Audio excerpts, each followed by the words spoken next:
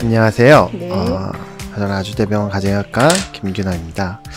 제가 오늘 말씀드릴 내용은 장내세균 불균형의 임상적 의의에 대해서 말씀을 드리겠습니다. 지금 이 순간에도 우리 신체는 외부 환경과 접촉하고 있죠. 근데 그 신체 기관 중 외부 환경과 접촉하고 있는 좀 큰 기관을 보자고 하면 피부가 있을 거고요. 그 다음에 폐도 이제 호흡기를 통해서 이제 들어오는 거니까.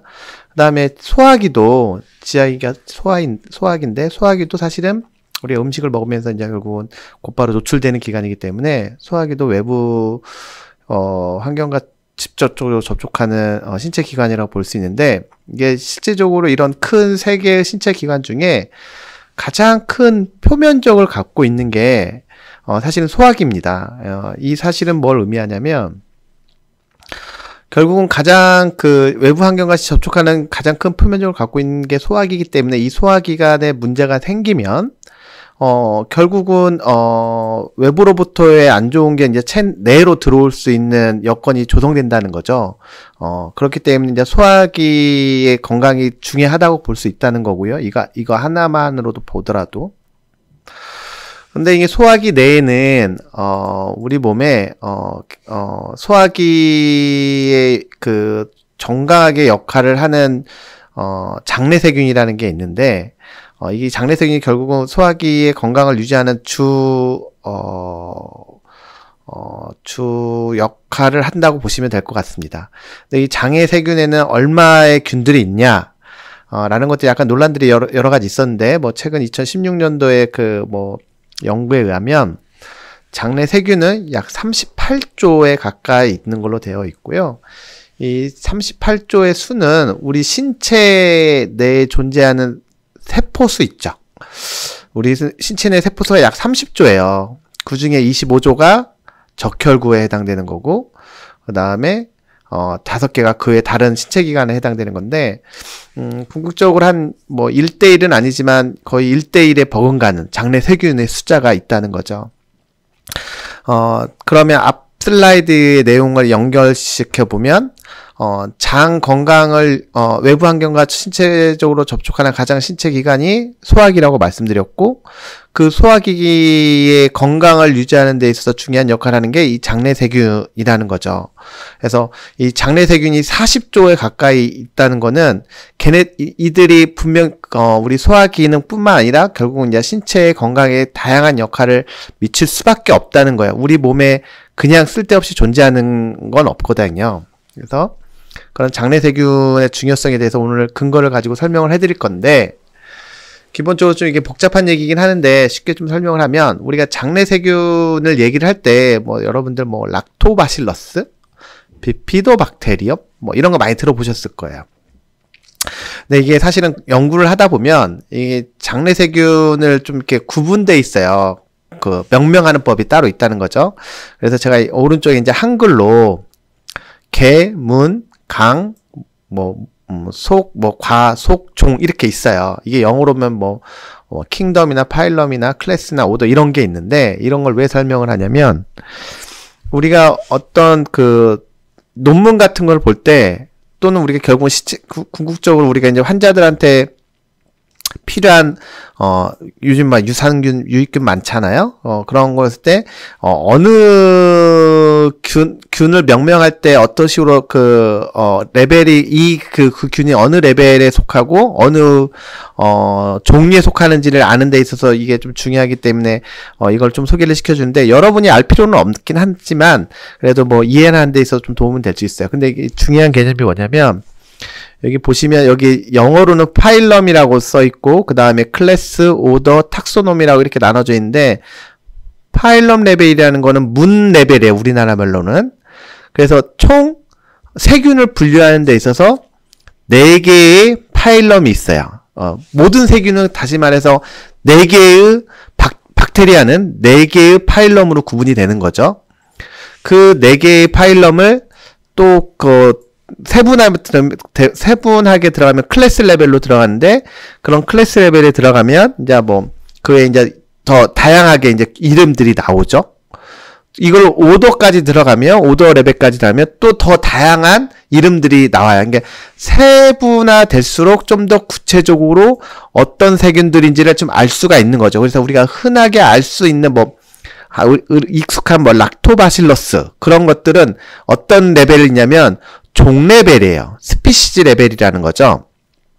이게 실질적으로 우리가 아무리 파일럼 레벨에서의 균, 이게 비피도박테리, 아니, 퍼미큐티스나 박테리오디티스나 이런 거를 열심히 얘기한들, 이건 굉장히 불호도한 개념이라는 거예요.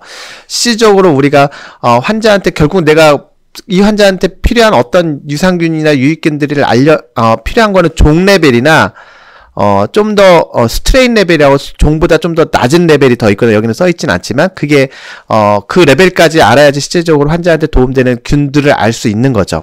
근데 안타깝게도 이런 어떤 스트레인 레벨, 우리가 스트레인 레벨이라는 거는 락토바실러스, 람노소스, 락토바실러스, 엑시도필러스 그런 게 이게 신체적으로 우리가 균들을 얘기할 때 얘기하는 거거든요.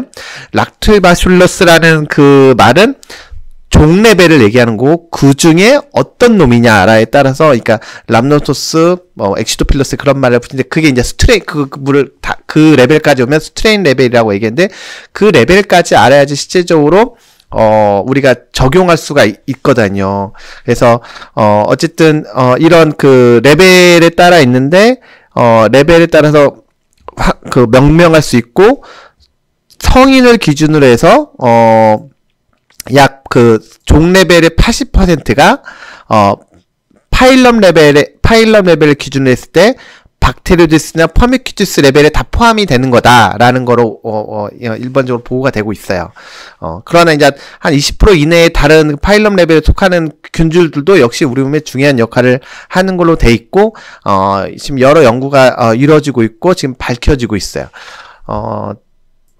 그래서 예를 들어서 제가 이제 비피도박테리움을 제가 보여주는 건데요. 이게 결국은 도메인에서 박테리아 균주에 해당이 되고 파일럼 레벨로는 액티노박테리움에 해당된다는 거죠. 그래서 쭉쭉쭉 해서 결국은 지너스 레벨에서는 비피도박테리움이라고 얘기할 수 있는 거고 아까 말씀드린 락토바실러스 계열은 도메인이 박테리아인데 결국은 꾹꾹꾹 쭉쭉 내려가면 지너스가 락토바실러스가 되는 거고 이거 여기에 궁극적으로 하나하나 이름을 붙여주는 게 스트레인 레벨이 되는 겁니다. 그래서 혹시나 여러분들이 이제 이런 관련된 균과 관련된 내용을 볼 때 그 균을 설명할 때 이게 어떤 클래스 어떤 분류 체계에서의 이 균들을 얘기하는지 좀 인식하는 게 좀 도움이 됩니다. 그래서 또 하나는 이게 메타노브레이박터 스미스라는 거는 이거는 사실은 아키아라는 건데 우리나라 말로는 아까 방금 전까지는 세균에 대한 분류 책이었고 이거는 이 메타노브레이박터 스미스라는 거는 세균에 들어가지는 않는 균이야. 아키아라는 거는 고세균이에요. 고세균이라고 옛날 세균과 비슷하다는 구조가 해서 우리나라 말로는 고세균인데 그 분류에 들어가는 건데 이걸 왜 설명하냐면 이 메타노브레이박터 스미스가 여러분들 뒤에 또 설명을 하겠지만 요즘에 장에서 비만 세균이라고 들어보신 적 있을 거예요. 그거와 직접적인 관련이 있는 세균이 대표적인 예가 이거거든요.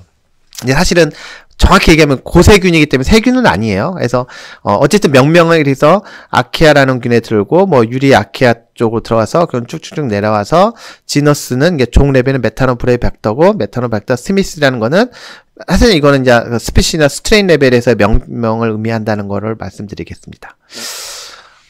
이 장의 세균과 관련해서 이게 장의 세균이 굉장히 우리 몸에 중요한 역할을 한다는 거는 사실은 이거는 100년 전부터 강조가 된 거예요. 여러분도 혹시 아시는지 모르겠지만 메치니코프라는 러시아 과학자를 들어보신 지 있을 수 있겠는데요. 그 러시아 과학자가 1800년대 후반에서 이제 1900년 초반까지 사셨던 분인데 노벨 의학상을 받으셨던 거죠. 바로 이제 이런 균에 대해서 증명을 하셔가지고 그런데 그 장내세균이 인체에 중요한 역할을 한다는 거는 이미 100년 전부터 얘기가 되어 온 건데, 이건 무슨 그래프냐면 장내세균과 관련된 논문 수예요. 논문 수. 근데 이거 보시면 알겠지만 2005년도, 2010년도부터 정말 기하급수적으로 증가되고 있어. 사실 얼마 안 됐죠. 제가 말씀드린 1900년 초반, 그때부터 이미 강조했는데 그때까지 연구가 없어요. 최근에 와서야 엄청난 진짜 장내세균과 관련된 연구들이 엄청나게 늘어나고 있다는 건데, 왜 그럴까요? 궁극적으로 이제 장내세균이 중요하다는 건 알긴 알았는데, 실질적으로 논문이라는 걸 우리가 그 연구자들이 쓰려면 그거를 증명할 수 있는 어떤 툴이, 객관적인 방법이 있어야 돼요. 근데 그거를 어떻게 검사할 수 있는 방법은 없었어요, 사실은. 이론적으로는 알고 있었는데, 그러니까 논문화가 될 수가 없었죠. 기존에 그나마 논문화 될 수 있는 거는 전형적인 병원균, 살모넬라, 쉬겔라, 그런 거 많이 들어보시니까 장티푸스균, 그런 거 병원균이 확실히 강한 거는 검출이 되는데, 실제적으로 사실은 그런 균은 요즘에는 위생이 많이 좋아져서 노출이 안 되잖아요. 그런 균이 아니더라도 일반적인 상재균도 우리 몸에 굉장히 중요한 역할을 많이 하거든요. 그래서 이제 그런 균에 대한 검출 능력이 이제는 생기면서 논문이 엄청나게 많이 나와 있고, 이런 장내세균과 관련돼서 대표적인 질환이 있어요. 과민성 장증후군, 대장증후군이라고 용어하지 않습니다. 이리티블 바울 신드롬, 과민성 장증후군인데, 과민성 장증후군의 원인이 여러 가지가 있지만, 최근에는 이 장내세균과 관련된 있다는 연구들이 이미 많이 연구해서 밝혀지고 있어요. 그래서 그래서 이 과민성 장증후군의 연구도 굉장히 지금 최근에서야 엄청나게 기하급수적으로 늘어나고 있죠. 아까 전 슬라이드랑 같은 그런 거에 포함이 되겠죠. 그래서 포커스가 이런 어떤 기능성 장 질환의 원인이 너는 스트레스 때문이다, 예민해서 그러다가 아니라, 결국은 장에 안 좋은 균들이 많아가지고 그런 증상들이 생긴다는 게 많이 증명이 되고 있다는 거죠. 그래서 이런 쪽으로 관심을 가져야 된다는 건데, 우리가 장내세균들이 우리 몸에 시작을 할 때부터 이제 성장기 때의 변화를 잠깐 설명드릴 건데요. 말씀드렸던 것처럼 우리 성인의 경우는 장에 세균이 거의 40조 가까이 존재합니다. 근데 그게 태어날 때부터 있을까요? 엄마 뱃속에 있을 때 있을까요? 그렇지 않죠. 엄마 뱃속에 있을 때는 무균 상태죠, 장에는. 근데 출생을 하자마자 노출이 되는 거예요. 근데 노출되는 경로에 따라서 약간 틀릴 수는 있어요. 엄마 자연분만을 한 아기냐, 제왕절개를 한 아기냐에 따라서 균 분포가 틀린데, 자연분만을 한 경우에 있어서의 애들은 좀 더 유익균의 노출이 좀 더 많은 걸로 되어 있어요. 엄마의 산도에는 좀 유익균들이 많은 걸로 되어 있거든요. 반면에 제왕절개를 통해서 태어나 있는 기껏해야 피부에 존재하는 상재균에 의해서 처음 노출되게 되는데, 그 노출 경로, 이게 출산 형태에 따라서 궁극적으로 얘네들이 이제 어렸을 때 피부 질환, 대표적으로 이제 면역 질환들인데, 그런 질환이 이제 아토피 같은 게 더 많이 생기냐 안 생기냐에 대한 연구도 있었는데, 자연분만한 아이들에서의 그 아토피 유병률이 훨씬 줄어든다는 연구 결과들이 있어요. 물론 이유식을 하냐 아니야 또 여러 가지 생활 환경도 있고. 그래서 어쨌든 그런 예를 통해서도 이제 장내세균이 첫째 뭘 정착하냐에 따라서부터 이미 아이에 있어서의 그 면역부터 여러 가지 이제 결정되게 될 수 있다는 거고요. 그래서 이제 출생하면서부터 균들이 다양하게 이제 형성이 되는 건데, 그게 보통 제가 40조에 가까운 균은 언제 형성이 되냐면, 보통 만 1세까지 엄청나게 균이 증가를 해요. 그래서 만 3세가 되면 대체적으로 40조에 가까운 균이, 생긴다고 보시면 될 것 같고, 3세 이후부터는 균의 이제 종류가 틀려져요. 수는 비슷해지고, 다양하게 이제 맞아요. 근데 그 다양성은 당연히 어떻게 자기가 애들이 커냐에 따라서 틀려지겠죠. 그래서 이 과정이 굉장히 중요한 건데요. 기본적으로 1세까지 균수가 엄청나게 폭발하는 기간이란 말이죠. 1세부터 3세까지가. 근데 어떤 연구에 의하면, 만 1세에서 3세까지는 엄청난 장내세균이 정착하는 기간이기도 하지만, 우리 아이들에 있어서의 그 신경이 폭발적으로 신경세포가 증가하는 기간이기도 해요. 뭐 브레인이 엄청 뇌가 많이 성장하고 하는 그 기간이기도 하거든요. 그러면 이제 그 뇌가 성장하는 데 있어서 뇌가 그냥 성장하지는 않는 거죠. 걔도 뇌가 성장할 어떤 영양소가 있어야 되잖아요. 근데 만 1세, 3세 애들이 뭐 소고기를 먹진 않잖아요. 이게 충분한 영양소가 공급이 돼야 되는데 그 영양소들이 과연 먹는 걸로만 가능하냐라는 거죠. 그래서 최근에 뭐 이렇게 하는 가설이긴 하지만 그렇게 뇌가 많이 그런 그 성장 기간에 있어서 장내세균이 폭발적으로 증가하는 이유가 이 장내세균들이 생성하는 물질들이 있어요, 사실은. 그 물질이 내 몸에 아이들의 신경세포가 성장하는 중요한 영양소를 만들어낸다는 연구 결과가 있었어요. 다시 말해서 장내세균이 잘 성성한 애들이 결국은 내 신경세포에도 잘 자라가지고 궁극적으로 이런 애들이 문제가 없다는 거죠. 그래서 만 1사에서 3사에서 이렇게 뜻하지 않게 우리가 열나면 막 항생제 쓰고 하잖아요. 의사 선생님들이 쓰고 싶어서 쓴 건 아니지만 어쨌든 옛날에는 좀 많이 더 썼던 건 사실인데 그러다 보면 이제 항생제로 인해서 장내세균들이 형성이 제대로 안 될 수밖에 없는 게 사실이고 그로 인해서 이제 충분한 신경학적으로는 충분한 영양소가 생성이 안 될 수밖에 없겠죠. 그래서 그런 애들에 있어서 나중에 자폐증이 좀 더 생기거나 피부 면역학적으로는 아토피가 좀 더 많다는 그런 연구 결과들이 좀 있어요. 그래서 실질적으로 장내세균이 굉장히 중요한 역할을 한다는 걸 보여주는 거고 특히 만 1세에서 3세까지가 중요하다는 거죠. 물론 성인대에서도 당연히 중요하긴 해. 항상 장내세균은 우리가 죽을 때까지 상호 보완적인 역할을 한다고 이해하시면 될 것 같습니다. 그래서 어쨌든 만 3세에서 성인 그때가 되면 이제 장내세균들이 각자의 집이 있어요. 그래서 집을 찾아서 정착을 하죠. 그래서 위에도 균이 있어요, 여러분들. 위에 위산 때문에 균이 없을 것 같은데 그 위산에 버텨서 살 수 있는 균들이 있어요. 근데 많지는 않죠, 당연히. 그 다음에 소장에 있는 균들이 일부 있고 대장에 대부분 몰려 있죠. 그래서 이런 분포 각 집에 이제 집을 찾아서 그들이 정착을 하게 되고요. 그래서 그렇게 정착을 해서 보면 정상적으로 균수가 구강에는 균이 많아요. 균이 많게 되고 그 다음에 위는 균이 별로 없게 되고 위와 근접한 소장도 별로 영향을 받기 때문에 별로 균이 없게 되고 그 다음에 점점점 이제 원입으로 갈수록 균이 많아지고 대장에 굉장히 많은 균들이 많아요. 그래서 대부분은 구강과 40조에 대한 균이 대부분 구강과 대장에 다 몰려있다고 이해를 하시면 돼요. 근데 물론 대장 쪽이 훨씬 더 많아요. 거의 80~90%가 대장에 다 몰려있다고 이해하시면 될 것 같아요. 그래서 이런 분포를 갖고 있는데 왜 이런 분포가 중요하냐라는 건데 결국 이런 분포를 알아야지 어떤 균들이 있다는 거는 아직은 모르더라도 이런 균 분포들이 있어야지 정상인데 이런 분포가 깨지면 문제가 된다는 거죠. 특히 소장에는 별로 균이 없어야 된다는 걸 꼭 아셔야 된다는 거예요. 그래서 이런 분포나 사실은 구성, 어떤 장내세균들이 아까 말씀드린 것처럼 각 장 쪽에 각 집에 소장이나 대장 쪽에 집에서 살 놈들이 있는데 그런 구성에 문제가 있는 경우들이 결국은 장내세균 불균형이라는 말을 써요. 우리나라 말로는 그걸 디스바이시스라는 용어를 쓰고 그래서 디스바이시스 용어는 장내세균의 컴포지션에 구성에 장내세균의 이놈들이 어떤 놈들이 있어야 되는데 그런 것들의 비율이 깨진 경우가 구성이 꾸재 깨진 경우가 장내세균 불균형으로 진단할 수 있고 또 하나는 얘네들이 하는 역할들이 있다고 말씀드렸어요. 그러니까 생산하는데 물질들이 있어요. 좋은 물질들을 많이 생성하죠.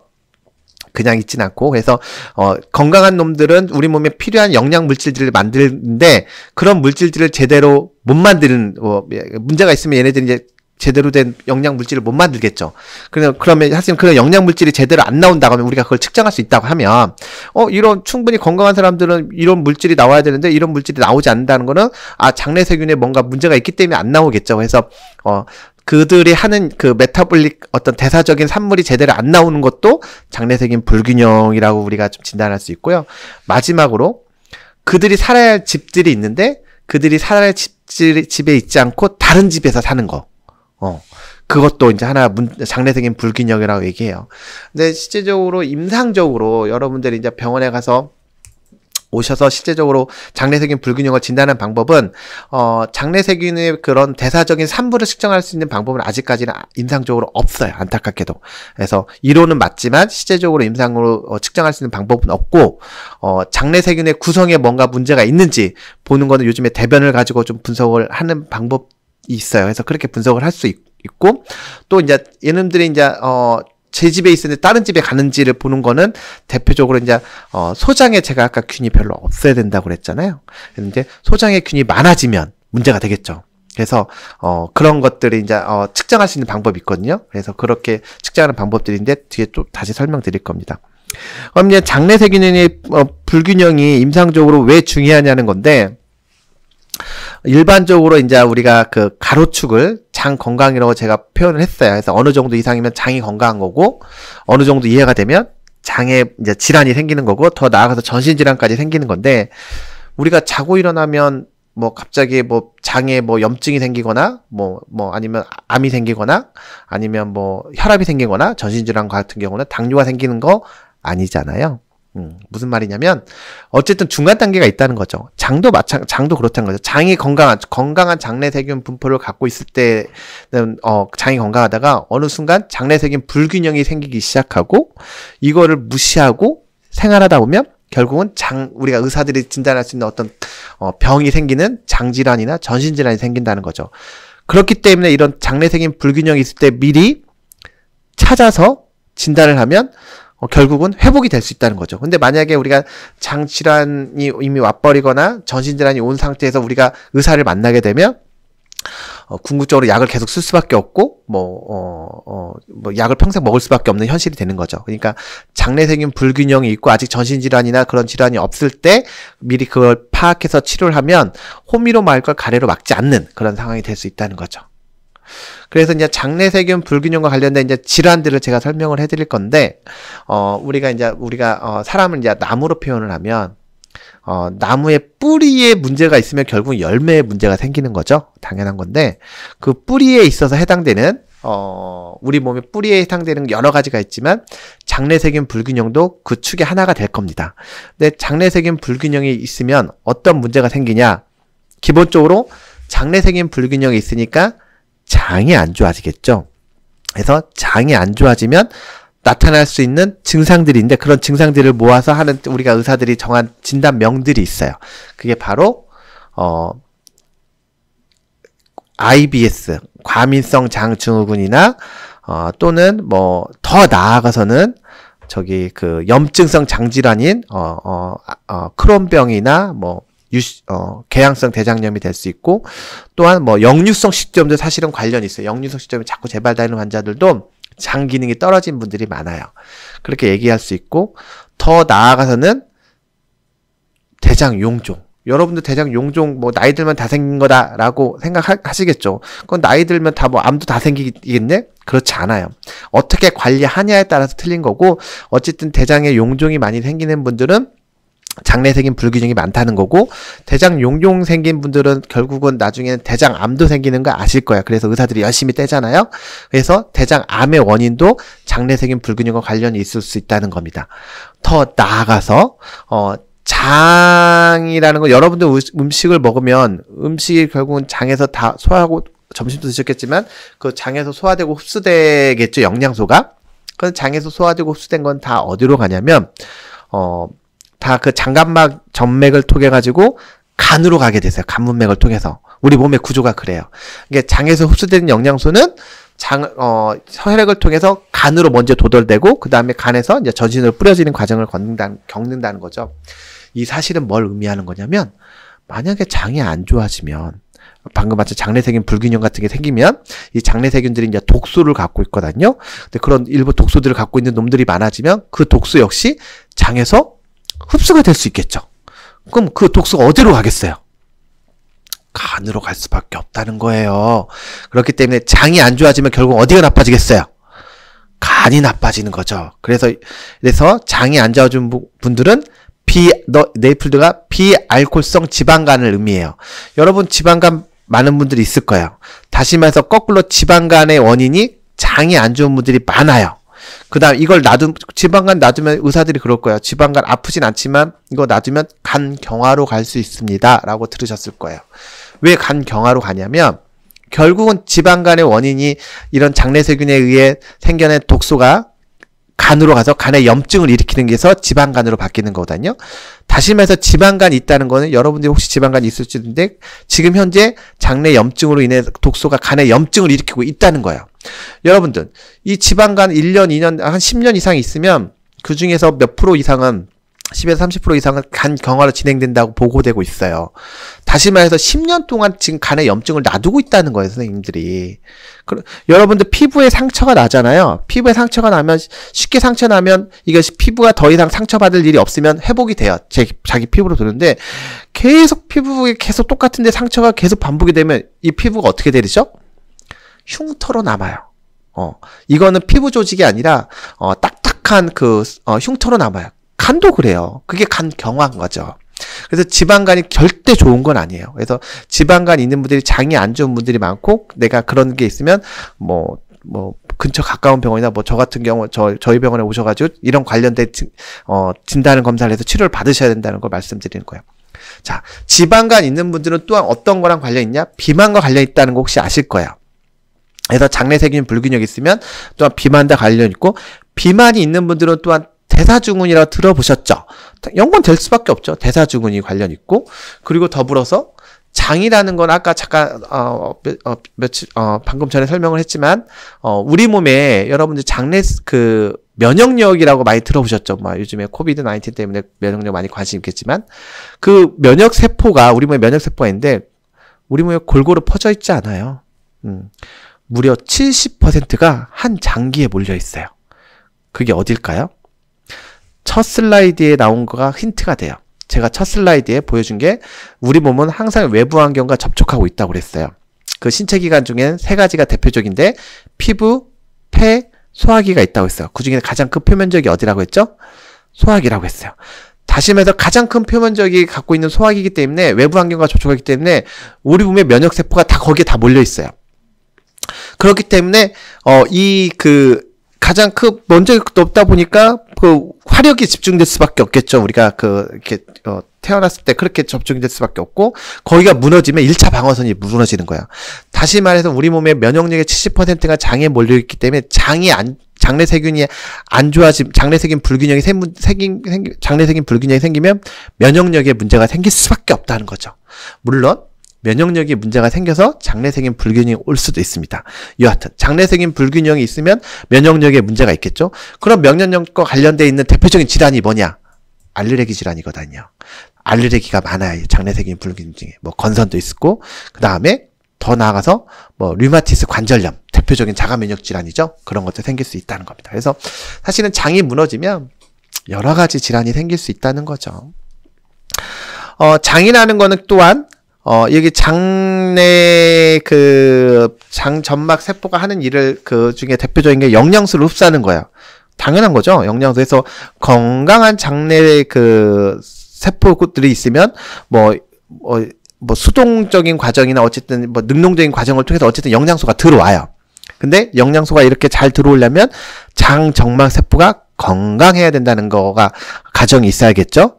그런데 장내세균 불균형이 생기면 이게 안 좋은 균들이 많아지면 결국은 그들끼리 막 싸워요. 우리 그걸 없애려고 하겠죠. 우리는 그래서 근데 많아지면 근데 우리도 걔네들이 유익한 균들이 더 힘이 약해지고 하니까 염증이 더 많아지겠죠. 그러면 장 점막이 깨져요. 그래서 여기 보면 옥시데이트 스트레스라는 게 여러분들 많이 들어보겠지만 기능에 관심 있는 분들은 아시지만 산화 스트레스가 많이 증가돼서 장 점막이 이렇게 이쁘게 일직선상으로 되는데 오른쪽으로 가서 이렇게 쭈글쭈글하게 되는 거예요. 장 점막이 깨진다는 거죠. 장 점막이 건강하지 않으면 그러면 필요한 영양소들이 장 점막을 통해서 들어와야 되는데 잘 들어올까요? 안 들어올까요? 잘 안 들어오죠. 뿐만 아니라 장 점막이 깨지면 원래 장 점막이라는 게 튼튼해서 원래 들어오지 말아야 할 것도 막는 역할도 해요, 사실은. 근데 장 점막이 깨지니까 들어오지 말아야 할 것도 들어와요. 아까 제가 장내 세균이 갖고 있는 안 좋은 균들이 독소가 있다고 했어요. 그게 내독소라는 게 있는데 그 내독소가 분자량이 커서 원래는 들어오면 안 되는데 장점막이 깨지니까 그 구멍을 통해서 이제 들어오게 되는 거예요. 그래서 체내에 여러 가지 염증을 일으키게 돼요. 그래서 면역학적으로 또 여러 가지 질환이 생길 수밖에 없고요. 그래서 1차 방어선이 무너지면 장은 영양소에 필요한 영양소가 잘 들어오지 않아요. 영양 불균형이 생겨요. 이건 영양 실조랑 틀린 개념이에요. 영양 불균형이 생기고 또한 장점막을 통해서 안 들어오게 들어와서 여러 가지 염증 인자들이 들어오게 돼서 여러 가지 문제가 생길 수 있다는 거예요. 그래서 장내세균 불균형의 중요성을 다시 한번 말씀드리면 장내세균 불균형이 생기면 장점막이 손상이 돼요. 그러면 장투과도라고 증가돼요. 그러니까 원래 장투과도가 있어요. 원래 필요한 영양소가 어느 정도 들어오거든요. 장점막이 튼튼하면. 근데 이 장점막이 깨지니까 장투과도가 증가돼요. 안 들어올 게 막 들어오겠죠. 그러면 어쨌든 장점막 손상으로 인해서 먼저 기본적으로 필요한 영양소가 잘 안 들어오게 되니까 영양 불균형이 생길 수밖에 없다는 거고요. 이 영양소가 필요한 영양소가 안 들어오면 이 영양소를 가지고 우리 몸에서 호르몬을 만들어야 되는데 필요한 호르몬도 안 만들어져요. 그래서 호르몬도 떨어지고 그리고 장투과도 증가로 해서 들어오지 않아야 할 내독소 같은 독소들이 들어오면 결국 아까 말씀드리지만 장에 수습된 건 다 어디로 간다고요? 간으로 가요. 간 기능이 저하될 수가 밖에 없어요. 간 기능이 손상받고 그 다음에 여러 가지 면역 질환이 생길 수밖에 없다는 거죠. 그래서 장내세균 불균형이 깨지면 여러 가지 문제가 생겼기 때문에 건강에 아주 지대한 영향을 미친다라고 알고 계시면 될 것 같고 그로 인해서 이제 되게 짧게 보여지는 그런 슬라이드인데 장에 안 좋은 균들이 많으면 LPS라는 게 장내세균에 대한 독소를 말씀드리는 겁니다. 이 장내세균 독소가 내 몸에 들어오고 여러 가지 기본적으로 간에 가서 간의 염증과 지방세포 그다음에 어쨌든 또한 안 좋은 염증 물질도 생기고 근육 같은 데 있어서 피로 물질도 많이 생기기도 해서 여러 가지 문제가 생길 수 있다는 걸 보여주는 겁니다. 그럼 이제 장내세균 불균형을 제가 말씀드렸는데 모두에 좀 말씀드리긴 했지만 이제 장내세균 불균형은 크게 우리가 4가지로 얘기하는데 여기서는 2가지만 얘기할 건데 처음에 장내세균 불균형 우리가 보통 얘기할 때 장내세균 불균형은 통틀어서 얘기하는 거지만 좀 구체적으로 해서 소장에 문제가 있는지를 먼저 얘기를 할 수 있어요. 그래서 영어로 얘기하면 Small Intestinal Bacterial Overgrowth라고 우리나라로 말로 표현하면 소장 내 세균 과증식이에요. 제가 아까 정상적인 걸 얘기했죠. 소장에는 별로 균이 없어야 되는데 균이 많아진 게 장내세균 불균형이라고 얘기했어요. 아까 장내세균 불균형의 정의를 얘기했을 때 자기 집에 있어야 되는데 자기 집이 없이 딴 데 이사 간 경우가 그게 대표적인 게 소장내세균 과증식이에요. 다시 말해서 소장내세균 과증식은 다른 집에 살 놈이 소장까지 와가지고 많아진 거예요. 두 번째는 소장의 문제는 이렇게 설명하고 대장의 문제는 콜로닉 디스바시스라고 대장내 세균 불균형이라고 그냥 그렇게 얘기해요. 그래서 대장내 세균 불균형은 원래 대장에는 균이 원래 많아요. 원래 많기 때문에 대장의 세균이 과증식이란 말은 안 써요. 그래서 대장내 세균의 어쨌든 구성에 문제가 있는 게 하나의 대장내 세균 불균형으로 얘기할 수 있습니다.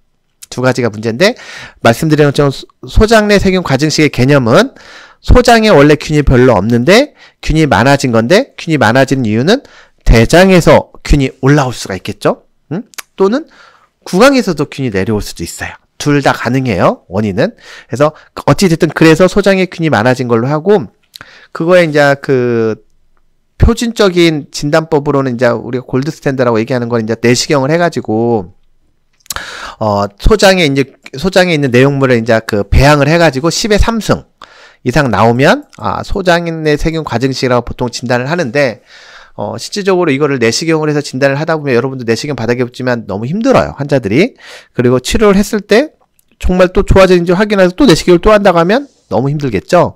그래서 다른 방법을 써요. 어쨌든 그냥 궁극적인 방법은 이 방법 이런 게 있다라고 알고만 계시면 될 것 같아요. 그래서 하는 방법이 뭐냐면 호기 검사라는 방법을 써요. 그래서 호기 검사라는 거는 이제 소장에 균이 많아지면 이 장내세균들은 이제 탄수화물을 대사하는 능력들을 갖고 있어요. 탄수화물. 대표적인 게 탄수화물은 이제 락툴로즈나 포도당을 그래서 쓰는 건데 이 락툴로준이나 포도당을 써서 얘네들이 이제 소장의 균이 많아지면 얘네들이 이제 이 탄수화물과 만나겠죠. 그럼 이제 가스를 이걸 대사시키면서 가스를 형성을 해요.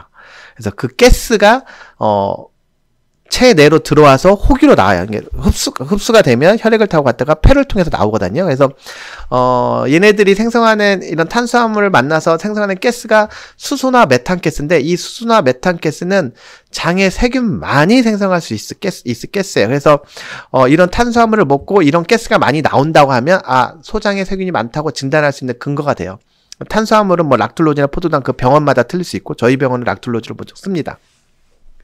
그런 방법이 있고, 뭐 펩시노겐이라고 혈액으로 보는 건데, 이거는 15를 소장의 세균을 진단하는 방법은 아니고, 위산이 뒤에 나오겠지만 또 우리가 장내 세균을 건강하는 데서 중요한 역할을 하거든요. 그래서 위산이 어느 정도 좀 잘 분비되는지 간접적으로 좀 유추할 수 있는 진단 방법 중에 하나로 혈액으로 펩시노겐 검사를 또 하고 있고, 또 진단하는 데 좀 도움될 수 있는 진단법은 아니지만 어쨌든 뭐 블로팅이 가스가 많은 걸 영어로 표현한 건데, 가스 많다고 하는 분들이 있어요.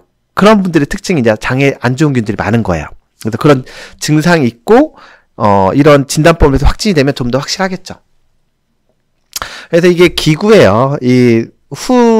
탄수화물을 먹고 나온 다음에 숨쉬기에서 이게 음주 단속하는 것처럼 하는 기계도 있고, 하나는 실린지에 받아가지고 이 기계에 집어넣어가지고 이 분석값이 나와요. 왼쪽은 수소만 측정할 수 있는 기계고, 오른쪽은 수소랑 메탄을 다 검출할 수 있는 기계예요. 저희 병원은 오른쪽 걸로 쓰고 있고요.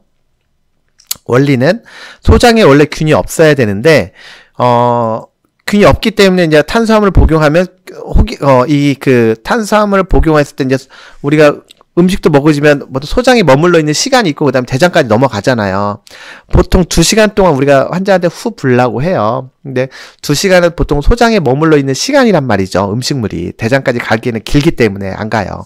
그래서 2시간 이내에 불었을 때 가스가 나오지 않으면 문제 없는 거고, 2시간 이내인데 가스가 수소나 메탄가스가 나오면 소장에 세균이 많다는 걸 의미할 수 있죠. 그래서 이런 원리로 측정을 해서 예를 보여서 이렇게 보여주는 그래프예요. 그래서 원래는 나중에 증가하는 거는 뭐 2시간 이후에 나오는 건 대장에 도달해서, 대장에 원래 균이 많잖아요.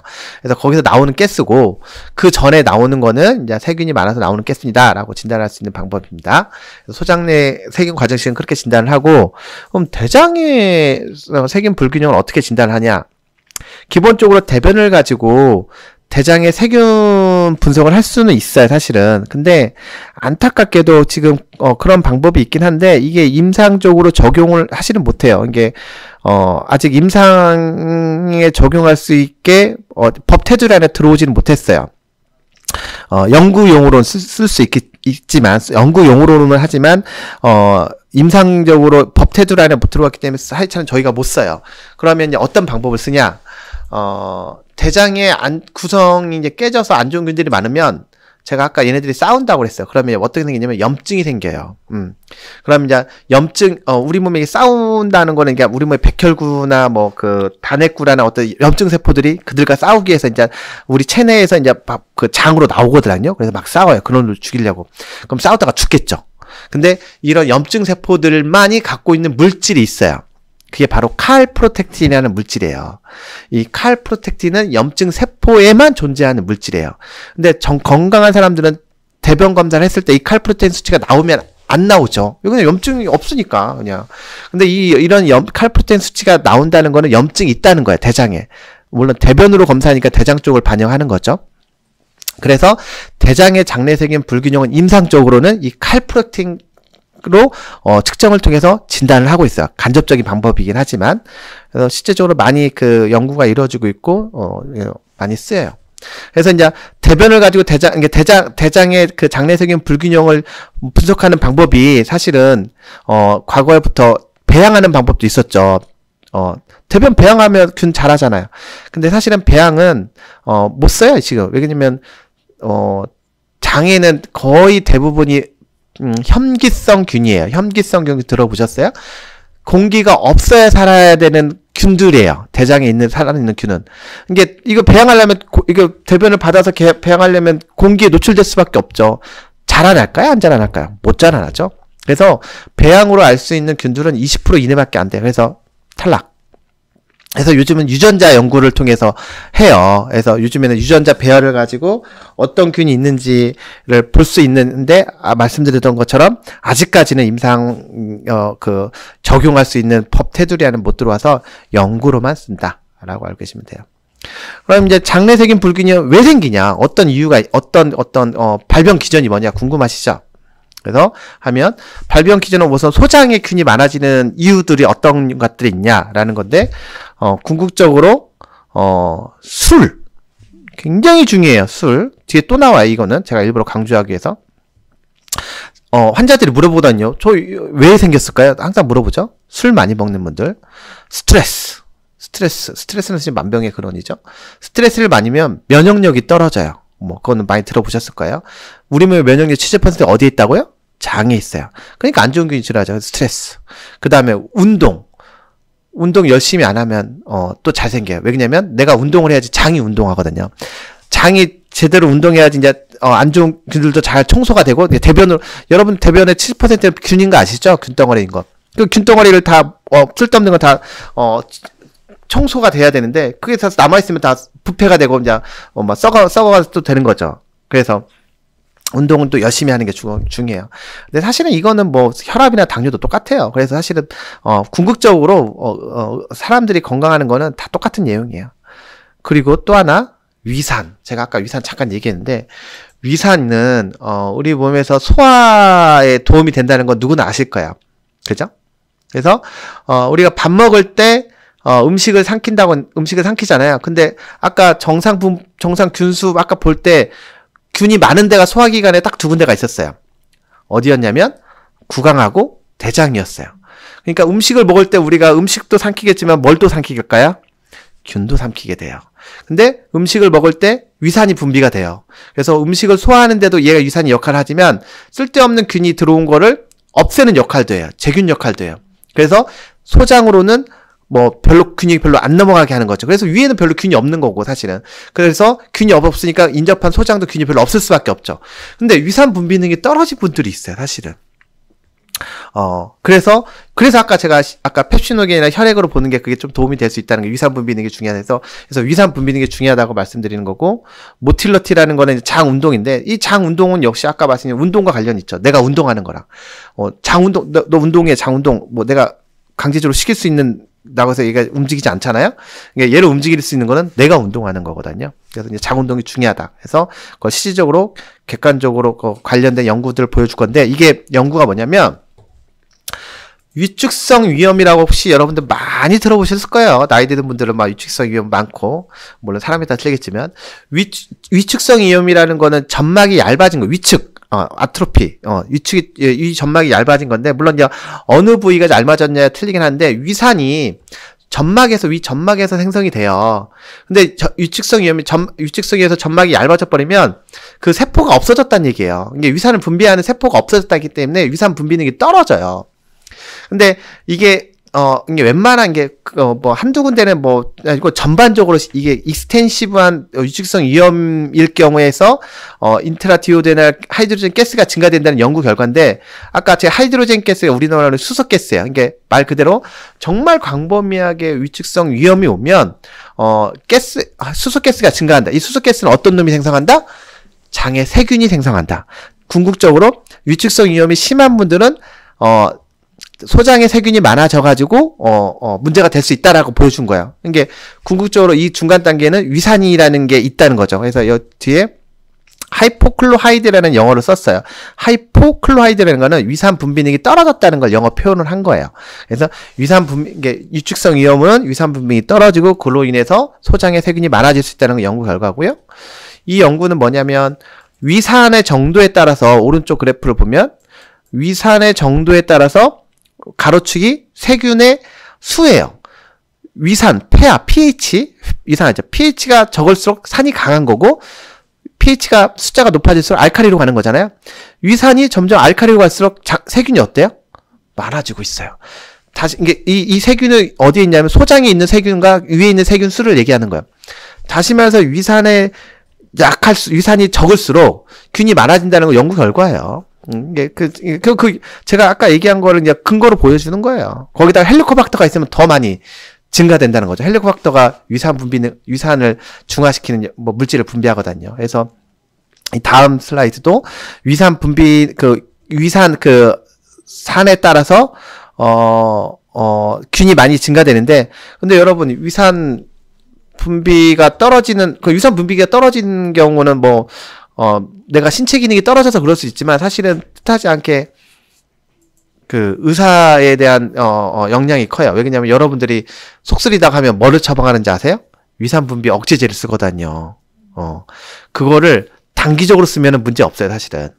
근데, 길게 쓰면 문제가 되겠죠. 위산 분비능이 떨어지니까.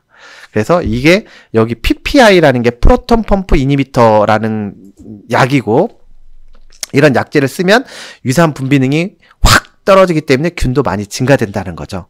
그래서 다음 슬라이드 보면, 그래서 이 연구가 흥미로운 게 뭐냐면, 이 제목이 뭐냐면, 역류성 식도염 있으면 여러분들 위산 억제제 달라고 하실 거예요. 역류성 식도염에 대한 약이 위산 억제제니까 그게 PPI예요. 프로톤 펌프 이니비터를 의사들이 처방하는데, 여기 지금 왼쪽 위에 그래프를 보면, 위에 그래프가 달랑 두 개인데, 막대 그래프가 두 개, 회색으로 되어 있는 게 그건데, 그건 뭐냐면, 이분은 이 위에 두 개는 역류성 식도염에 관련된 증상만 있었던 분이고, 이 밑에 밑에 그래프 밑에 있는 글씨들은 역류성 식도염 증상을 쓴 게 아니라 하복부 증상, 그러니까 가스참이나 더부룩함이나 그걸 쓴 거예요. 처음에 이 사람들한테 역류성 식도염 증상이 있어서 PPI라는 역류성 식도염 약을 위산 억제제를 처방을 했죠. 두 번째 그래프는 8주 쓰고 나서 보니까 아까 역류성 식도염 관련된 증상은 조금 줄어들었어요. 백태 그래프가 좀 수치가 조금 줄어들었는데, 검은색으로 나타나는 거는 없던 검은색 증상들이 나타나요. 이게 바로 아까 장내 역류성 식도염 관련된 소화기, 가스참이나 더부룩함이나 그런 증상들이 생기는 거죠. 6개월 썼더니 더 많이 생겨요. 역류성 식도염 증상은 많이 줄어들었는데, 없던 증상이 생겨요. 결국은 역류성 식도염 관련해서 6개월 썼더니, 결국은 시보와 관련된 증상이 생기더라는 걸 보여주는 거죠. 그래서 궁극적으로 말씀드리고 싶은 거는 위산 분비능이 떨어지면 문제가 될 수 있고, 그런 환경을 또한 여러분들이 잘 알고, 그런 위산 분비능이 너무 약을 오래 먹는 것도 좋지 않다라는 거죠. 그래서 이 다음 연구는 뭐냐면, 이 PPI라는 역류성 억제제를 많이 썼을 때 과연 소장내 세균 과증식이 있는 연구 결과들을 막 모아가지고 종합 결론을 냈어요. 그랬더니 궁극적으로 역류성 식도염 약을 쓰면 소장내 세균 과증식이 많이 생길 수 있다라고 결론을 낸 거예요. 이게 연구 결과들 결국은 나는 어떤 연구는 관계 없다, 어떤 연구는 관계 있다, 막 그런 연구들이 많을 거 아니에요. 그래서 그 연구를 해서 통계 분석을 해보니까 궁극적으로 관련이 있을 수 있다라고 연구 결과를 발표한 거죠. 그 다음에 또 다음 슬라이드는 갑상선 기능 저하증이 있는 경우와 소장에 세균이 많은지를 보는 연구인데, 갑상선 기능 저하가 있으면, 갑상선 여러분들 아시겠지만 대사 기능과 관련된데, 갑상선 기능이 떨어지면 장 기능도 떨어져요, 사실은. 그래서 갑상선 기능 있는 사람들이 어떤 분들은 변비 있거든요. 장운동 기능이 떨어지면 세균이 많이 증가되겠죠. 그래서 그런 관련성을 보여준 연구 결과라고 이해하시면 될 것 같고요. 그리고 지금까지는 어떻게 보면 이제 위산이 되게 중요하다는 걸 말씀드렸는데, 거꾸로 대장에 있는 균도 올라올 수 있다고 제가 분명 말씀드렸단 말이죠. 이 연구는 그걸 보여주는 건데, 이게 일레오시칼 밸브인데 뭐냐면 소장의 끝과 대장의 시작점이 있을 거잖아요. 그게 바로 일레오세칼이라는 그인데, 회장과 맹장의 딱 회장과 맹장을 구분하는 문이 있어요. 밸브가 있어요. 회맹부, 우리나라 말로는 소장의 끝이 회장이고 소장의 끝이 회장이고 대장의 시작이 맹장이거든요. 그래서 회맹부라는 밸브가 있는데, 이 소장의 세균이 많은 환자들을 보니까 이 밸브의 프레셔, 압력이 낮아져 있다는 거죠. 그러니까 쉽게 프레셔가 단단해야지 대장에 있는 균들이 넘어오지 못하는데 많이 떨어져 있다는 거예요, 압력이. 그래서 올라올 수 있는 환경이 있었다라는 거죠. 그래서 소장에 세균이 많은 이유 중에 하나가 대장에 있는 균들이 올라와서 그럴 수 있다는 걸 보여준 논문이에요. 자, 술은 제가 다시 한번 얘기하자면 장내 세균 불균형을 일으키는 강력한 생활 유효권 중에 하나인데 이미 그런 연구 결과들이 많아요. 그래서 술과 관련돼서 연구를 해보니까 만성적으로 알코올을 먹은 분들은 장에 세균을 증식시킨다는 연구 결과들이고요. 그럼 어떻게 시키냐? 어떤 기전이 뭐냐?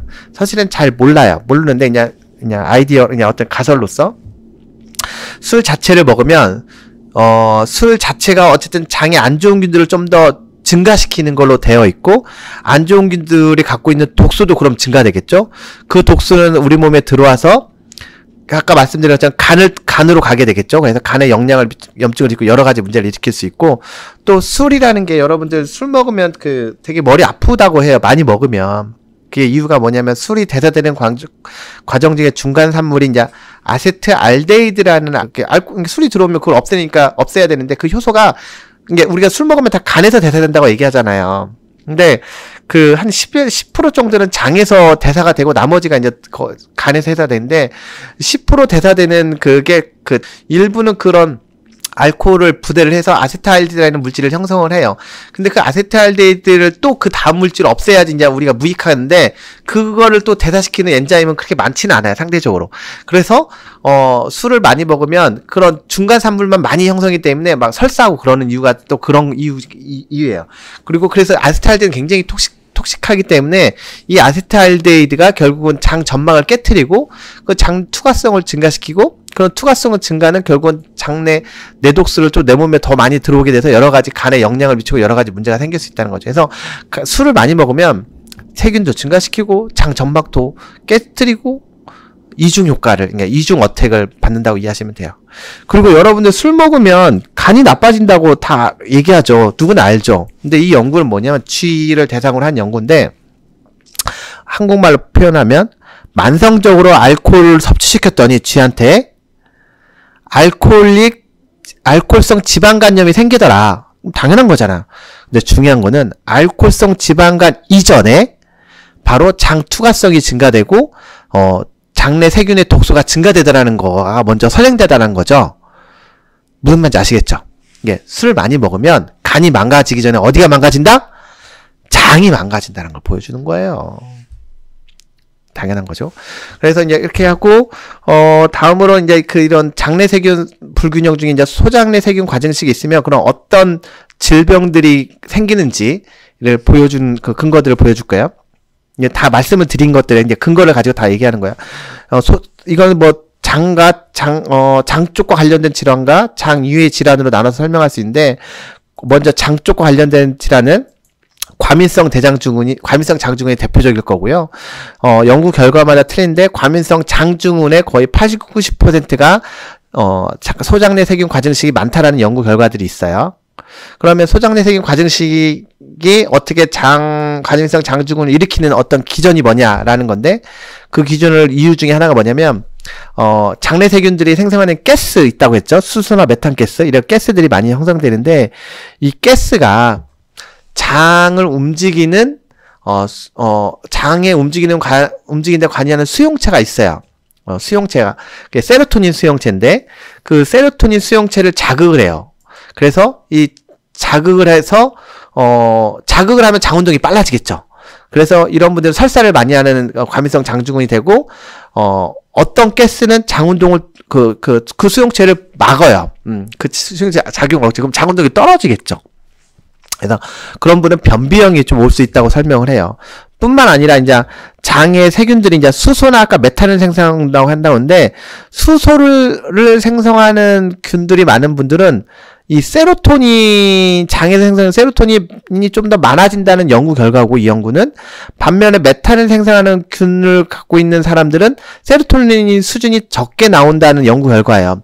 다시 말해서 이 세로토닌 아까 제가 장 운동에 관련하는 게 세로토닌 수용체라고 했고 그 세로토닌을 수용체를 자극하는 당연히 세로토닌인데 세로토닌 생성하는 양도 결국은 수소를 생성하는 사람들 세로토닌 양이 많아지기 때문에 장 운동을 자극할 거고 그런 사람들은 비변비형이 좀 많을 수 있다는 거고요.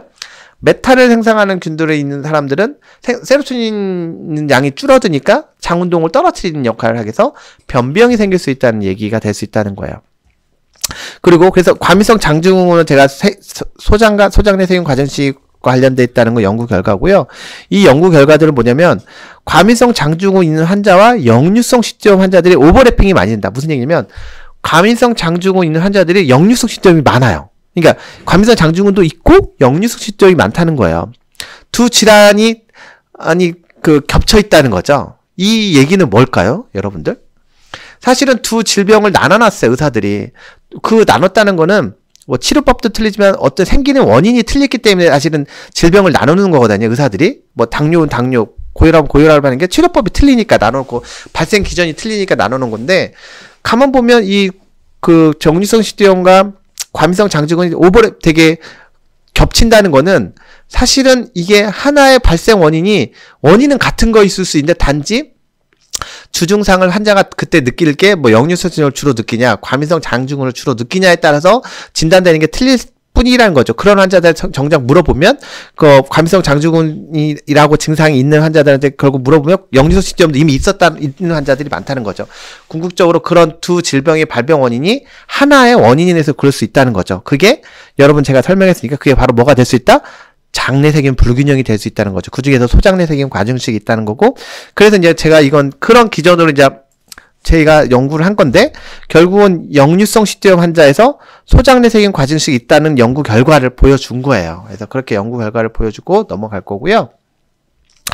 제가 이제 소장내세균 과증식뿐만 아니라 대장도 문제가 있을 수 있다고 제가 말씀드렸어요. 대장의 장내세균 불균형을 진단하는 방법은 칼프로텍틴이라는 거를 제가 검사해서 확인할 수 있다고 그런 거고요. 근데 선생님, 그 대장의 염증의 대표적인 질환은 사실은 그 염증성 장질환이라는 게 있어요. 뭐 그 궤양성 대장염이나 크론병이라는 게 있는데, 그래서 이 지표는 많은 연구들이 그런 질환을 대상으로 연구가 더 많이 이루어졌어요, 사실은. 그래서 그런 질환 환자와 이런 과민성 장질환 환자를 비교를 했더니 수치 차이가 많이 나더라. 당연히 많이 나죠. 염증이 심한 거니까, 염증성 장질환은. 그래서 봤더니 이 연구 결과는 염증성 장질환 환자는 평균이 한 거의 700 가까이 나오고, 과민성 장질환은 85 정도 나오더라. 근데 중요한 게 뭐냐면, 이 염증 수치가 과민성 장질환도 있다는 거예요, 제 얘기는. 중요한 거는 대장의 장내세균 불균형도 과민성 장질환의 원인이 될 수 있다라는 거죠. 정도에 따라서 틀릴 뿐이지, 실질적으로 이 연구는 아까 거의 700이고 염증성 질환이 과민성 장질환이 85인데 또 다른 연구, 또 다른 염증성 장질환과 기능성 소화기 질환의 연구에서는 여기서는 그 구분점을 150으로 봤어요. 그러니까 150보다 높으면 염증성 장질환일 가능성이 많고 150보다 적으면 기능성 장질환일 수 있다는 거죠. 근데 이게 연구 결과마다 사실은 틀려요. 그 얘기는 이제 내가 그 연구에 참여한 사람에 따라서 그 정도가 어떠냐에 따라서 틀릴 수 있겠죠, 사실은. 그래서 중요한 거는, 여러분들 아주 잘 알 거는, 대장의 장내세균 불균형을 반영하는 피칼 칼프로텍틴 수치는 장내세균 불균형에 의한 염증을 반영하는 지표로 염증성 장질환 환자에서 훨씬 높게 나타나는 건 사실이나, 과민성 장질환 환자에서도 충분히 높게 나타날 수 있어요. 그래서 두 질환을 사실은 감별하는 데는 한계가 많아요, 제 생각에는. 그래서 제가 실제적으로 제 환자에서도 뭐 2,000 넘는 사람도 봤어요. 과민성 장질환 환자. 그래서 중요한 거는 어쨌든 과민성 장질환이 요즘에 여러분들이 혹시 옛날에 배웠을 때 예민하거나 민감해서 스트레스 많아서 그거가 아니라 대장의 장내세균 불균형으로 인해서 생긴 것일 수 있다라고 알고 계시라는 거죠. 실질적으로 피칼 칼프로텍틴이라는 수치와 과민성 장증후군 환자에서의 중증도를 비교한 논문인데, 증상이 심하면 심할수록 피칼 칼프로텍인 수치가 높다라는 연구 결과예요. 그러니까 칼프로텍인 수치 정도와 뭐 IBS 과민성 장증후군의 정도가 좀 심하다는데 그 중에서 이제 그 어떤 삶의 질, 우리 과민성 장증후군이 있으면 그 삶의 질이 떨어지잖아요. 좀 화장실 자주 가고 말이에요. 그 정도가 좀 심하다는 건데 임상적으로 보면 그런 건 그럴 수 있지만 실질적으로 장 증상이 더 심해지고 그러지는 않은 것 같아요. 이게 수치와 장 증상의 정도는 좀 코릴레이션 되진 않아요. 그 다음에 엔도톡신이라는 말이 있는데 엔도톡신이 장내세균이 갖고 있는 독소예요. 그게 체내로 들어오면 엔도톡신이라는 말을 써요. 같은 말이라고 보시면 돼요. 그 엔도톡신과 콜론 폴립이 뭐냐면 대장 용종이래요. 이미 다 설명한 거예요. 이게 장에 그 염증이 뇌독소가 그 장내세균의 독소가 많으면 용종이 생기다라는 본 연구 결과예요. 그래서 이제 뇌독소가 장내 그람 네가티브라는 그람 음성 균주의 세포 벽에 있는데 이게 죽으면서 이제 나와가지고 막 염증을 일으켜서 용종이 생긴다고 보시면 돼요. 그 다음에 개실염. 개실 혹시 들어보신 대장에 개실이 있는 분들도 장내세균 불균형이 때문에 그럴 수 있고 개실염도 그럴 수 있다는 거고요. 이거는 개실염이 있었던 환자한테 소장의 세균 과증식을 죽이는 치료를 했더니 개실염 치료가 재발이 덜하더라라는 걸 연구 결과를 보여주는 거예요.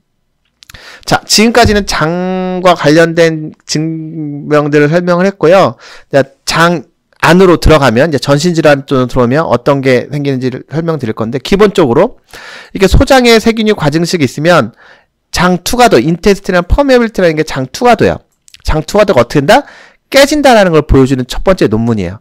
먼저 깨지니까 그 깨진 걸 통해서 장내 독소가 들어오겠죠. 그래서 소장내 세균 과증식이 있는 환자에서 장 깨진 사람들이 훨씬 더 많다라는 거. 20명 중에 11명.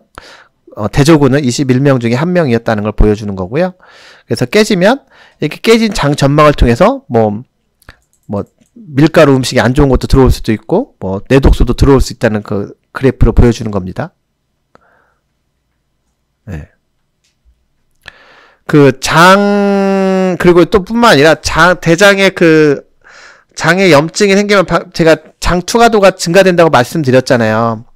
근데 그게 사람에서 증명을 한 거예요, 이 연구는. 사람에서 장 점막이 깨지고 장 투과도가 증가되고 그런 분들이 결국 뭐가 생긴다? 비알코올성 지방간이 생긴다는 걸 보여준 거예요.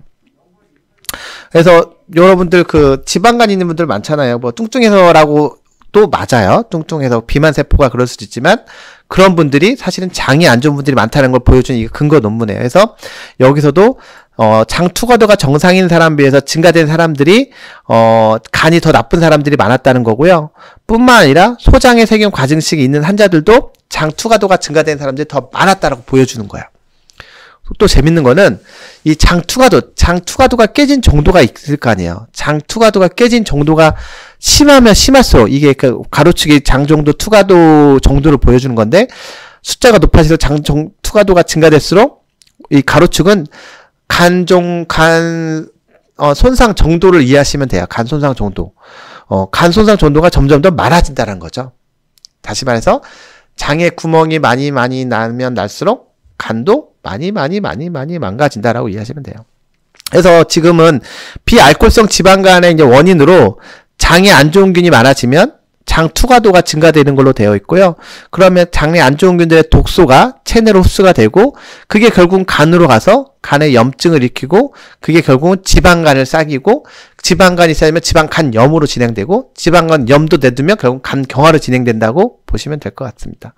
지금까지는 어쨌든 조직학적 어떤 소견이에요. 지방간이라는 거는 지방으로 쌓였다는 건데 여러분들 우리는 사실 지방간을 여부를 이제 초음파를 통해서 의사들은 보는데 그것보다 조금 다른 얘기긴 해요. 지방간은 또 따르고 또 우리가 간 상태를 보는 게 우리가 여러분들 많이 검진해 보면 간 수치 많이 보잖아요. 간 수치 흔하게 볼 수 있는 게 물론 지방간과 간 수치 꼭 일치하진 않은데 이 연구는 뭐냐면 지방간염을 일으킨 쥐한테 본 건데 지방간염을 일으킨 쥐의 그 간 수치를 보여준 건데 그렇지 않은 균과 지방간염을 일으킨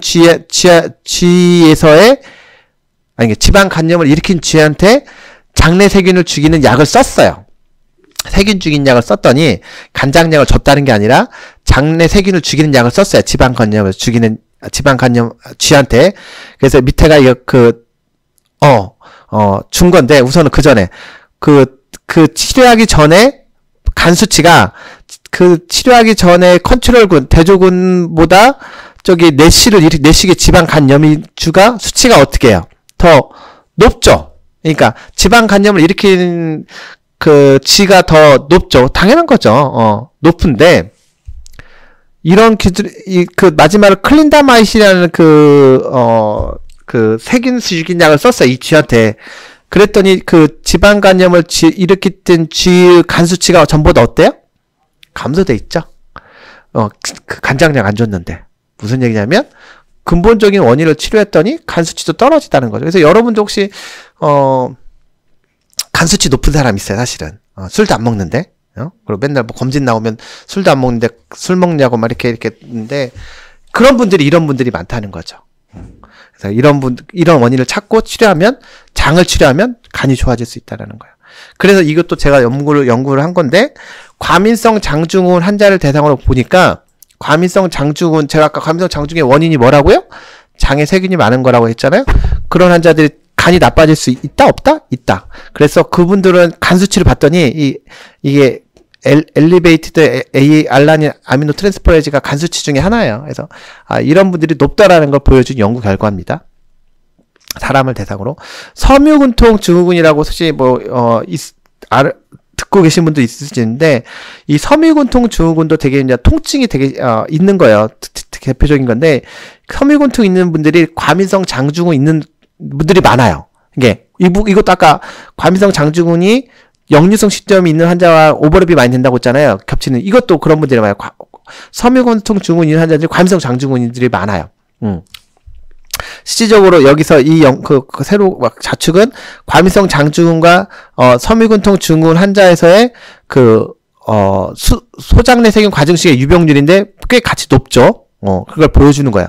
그리고 섬유근통 증후군이라는 거는 여러분들 통증이에요. 주 증상이. 근데 이 통증 정도와 수소가스를 비교를 해보니까 일치가 잘 되더라는 거죠.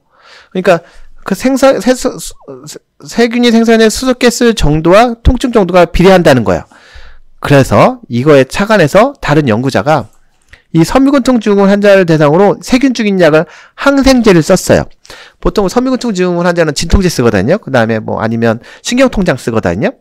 그거 안 쓰고 그 세균 죽인 약을 썼더니 그랬더니 이 페인 스코어예요. 그러니까 통증 스코어가 이라디케이션, 그러니까 세균을 죽이고 나서 줄어들었다는 얘기예요. 다시 말해서 통증의 원인의 어쨌든 일부 중에는 세균이 때문에 있었다는 걸 보여주는 거죠. 또 이건 연구는 뭐냐면 하지불안 증후군 혹시 들어보신지 모르시겠는데 하지불안 증후군 있는 환자들이 섬유근통 증후군들이 많아요. 거꾸로. 또한 섬유근통 증후군이 하지불안 증후군이 많고. 자, 그럼 다음 슬라이드가 뭐가 나올까요? 하지불안 증후군 환자들이 세균이 많아요. 소장내 세균 과증식이 많아요. 그럼 다음 슬라이드 뭐가 나올까요? 하지불안 증후군 환자들한테 세균 죽이는 약을 썼더니 하지불안 증후군도 좋아지더라는 거죠. 물론 이 하지불안 증후군의 원인이 철하고 관련이 있어요. 페리틴이랑 관련이 있기 때문에 이런 분들은 다 제외를 했던 연구예요. 이게 기본적으로 알려진 것들은 제외하고 그럼에도 불구하고 치료가 안 되는 환자들은 이런 쪽으로 평가를 해야 된다는 거예요. 그리고 여러분들 딸기코라고 혹시 들어보시는데 로사세아라고 주사예요. 주사. 우리 한자어로는 딸기코인데 이런 분들이 결국은 장에 세균이 많은 분들이 많아요. 그래서 이 연구는 세균을 죽였더니 그 세균을 죽인 환자들에서 딸기코 호전율이 좋아지다라는 거예요. 그래서 이것도 구체적인 기준은 정확히는 알지는 못하지만 가설로서 소장에 균이 많아지면 소장에 있는 균의 독소가 결국은 장점막을 뚫고 들어와서 피부에 염증을 일으키지 않을까라고 생각하는 건데, 근데 그 세균을 죽이니까 피부가 좋아진다는 거죠. 췌장염 아시죠? 췌장염. 술 많이 먹는 분 췌장염 잘 걸리시는 거 혹시 아시는지 모르겠는데, 이거는 그러면 우리가 지금까지 제가 강의한 걸로 설명할 수 있어요. 술 많이 먹으면 균 많아지죠? 독소 많아지죠? 그러니까 독소 증가하죠? 그게 췌장 쪽에, 췌장은 장에 있잖아요. 장에 붙어 있잖아요. 췌장에 염증을 일으켜서 췌장염을 일으킬 수 있다는 그 연구예요. 그래서 췌장염의 심각도와 장내세균과 비례한다는 연구 결과예요. 이 연구 결과는. 그리고 또 하나 이제 여러분들 관심이 있을 수 있는데 비만하고 이제 관련 있다고 얘기했는데 이 비만과 관련된 거는 옛날에 뭐 유명한 저널에 어떤 연구자가 비만한 사람의 대변을 채취해가지고 쥐한테 이식을 했어요. 그랬더니 이 쥐한테는 그리고 비만 시기를 전혀 안 했어요. 근데 얘가 비만이 돼버리는 거예요. 응? 이 쥐가. 장내세균을 이식만 했는데. 그래서 장내세균이 비만과 관련이 있을 수 있다라고 알게 된 거예요. 그래서 이 연구예요. 그래서 그 뚱뚱한 사람의 그 장내세균을 쥐한테 이식을 했어요. 그랬더니 뚱뚱해지더라는 거죠. 그리고 날씬한 사람의 그 장내세균 대변을 쥐한테 이식했더니 날씬해지더라는 거죠. 시기에 영향을 미치지 않았다는 거예요. 그래서 이제 한참 얘기 많이 나왔죠. 뭐 장내세균과 뭐 뚱보균인데 그럼 사람은 어떤가 궁금하잖아요. 그래서 사람에 대해서는 아직 그렇게 많은 연구가 있질 않은데 기본적으로 제가 아까 모두에서 말씀드린 것처럼 과민성 장증후군 환자는 두 가지 패턴이 있다고 했어요. 변비형과 비변비형이 주로 있는데 변비형에 해당되는 과민성 대장증후군이 어떤 세균과 관련이 있냐면 메타노브레이박터 스미스예요. 제가 아까 말씀드렸어요. 이 균이 많다라는 연구 결과들이 많아요. 이 균은 메탄을 생성하는 균이에요. 근데 이 메탄을 생성하는 균 메타노브레이박터는 변비형이 많고 이 메타노브레이박터 스미스는 뭐랑 관련이 있냐면 웨이트 게인과 관련이 있어요. 그러니까 체중 증가와 관련이 있는 균이에요. 그래서 쥐한테 그게 증명이 됐고 사람에 있어서 청소년기에 있어서 그 살찌는 애들을 보니까 메타노브레이박터 스미스가 많다라는 거죠. 사람도 어느 정도 연관이 있을 수 있다는 거예요. 그리고 성인에 있어서는 정말 BMI가 심한 사람들, 하이어 BMI가 체질량 지수, 이게 뚱뚱한 사람이에요. 좀 아주 높은, 이거 좀 BMI 30 이상 굉장히 좀 높은 그런 사람에서 메탄 생성이 많다라는 거죠. 그래서 어쨌든 사람에 있어서는 좀 정말 뚱뚱한 사람들에 있어서는 메탄을 생성하는 균이 많고 그게 메타노브레이박터 스미스라는 균이라는 거죠. 그럼 선생님 궁금하지 않아요? 이 균 죽이면 어떻게 될까요? 살 빠질까요? 이 연구는 그 연구예요. 비만한 사람에서 메탄을 생성하는 균을 메탄을 생성하는 균을 죽였다는 거예요. 그랬더니 어떤 결과인데 중요한 거는 이 연구가 열흘 동안 약을 썼어요. 세균 죽인 약을. 그래서 균을 죽였어요. 여러분들 열흘 만에 살이 빠질까요? 보통 일반적으로 말도 안 되죠.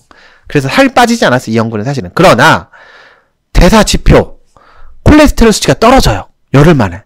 그리고 인슐린 수치도 떨어지는 연구 결과를 보였어요. 그거 다 이게 비만과 관련된 지표잖아요.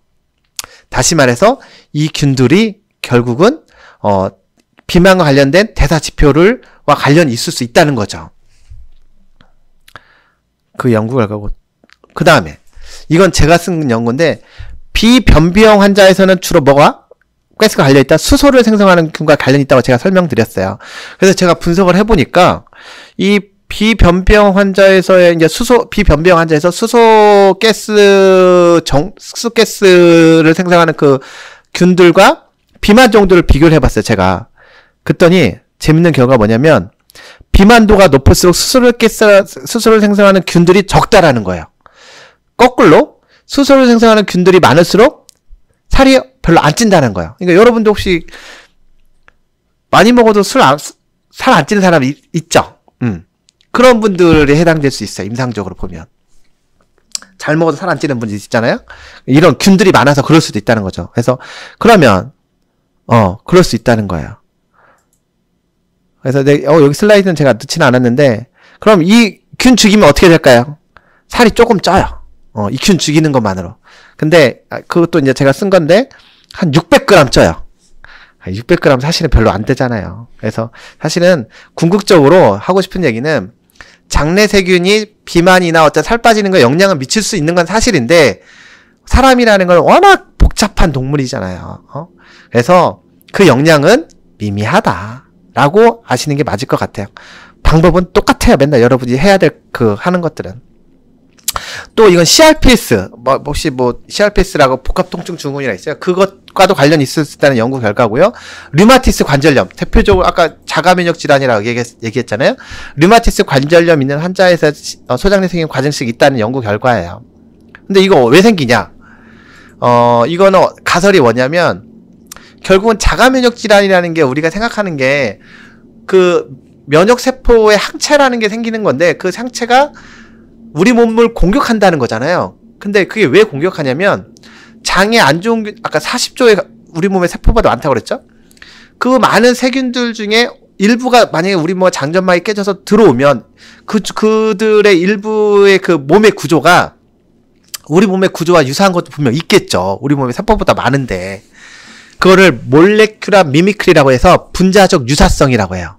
그런 유사한 구조를 가진 놈이 오면, 나는 우리 몸은 들어온 놈에 대해서 없애기 위해서 항체가 만들어졌는데, 그 놈이 우리 몸의 구조랑 또 유사한 거야, 필. 그래서 우리 몸을 또 공격하게 되는 거죠. 그래서, 자가면역질이 생긴다고 보고 있어요. 그래서 자가면역 질환이 있는 분들이 장이 안 좋은 분들이 많아요. 더 나아가서는 신경학적 질환도 관련해서 파킨슨병.